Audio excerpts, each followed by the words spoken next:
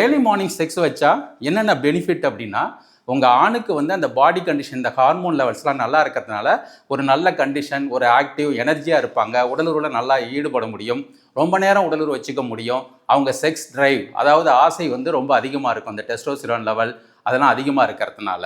அடுத்தது வந்து இந்த உடலுறவு வச்சுக்கும் பொழுது அந்த உச்சக்கட்ட நிலை அடையும் பொழுது ஹார்மோன் சுரக்கும். கடல் ஹார்மோன் உங்களுக்கு தெரியும். என்னன்னாக்க ஆக்சிடோசின். அது நல்ல சந்தோஷத்தை கொடுக்கும். டோப்பமைன் வந்து நம்ம பிரெயினை வந்து ஆக்டிவாக வச்சுக்கும். அடுத்தது என்டார்ஃபின்ஸ் ரிலீஸ் ஆகிறது வந்து பாடியுடைய பெயின் எல்லாம் ரிலீவ் பண்ணி கொடுத்துரும். அடுத்தது பார்த்தீங்கன்னாக்க இந்த ஏர்லி மார்னிங் செக்ஸ் வைக்கிறதுனால இன்னொரு அட்வான்டேஜ் என்னென்னா உங்கள் இம்யூனிட்டி லெவல் வந்து நல்லா அதிகமாகும். அடுத்தது நல்ல பாடி அந்த ஏர்லி மார்னிங் செக்ஸை வந்து ஒரு ஒர்க் அவுட்டாகவே வச்சுக்கலாம். ஒரு எக்ஸசைஸ் மாதிரி நீங்கள் ஒரு செக்ஷுவல் ஆக்டுக்கும் ஒரு நிமிஷத்துக்கு வந்து 5 கலோரி வீதம் செலவிடப்படுகிறதுன்னு கண்டுபிடிச்சிருக்கிறாங்க.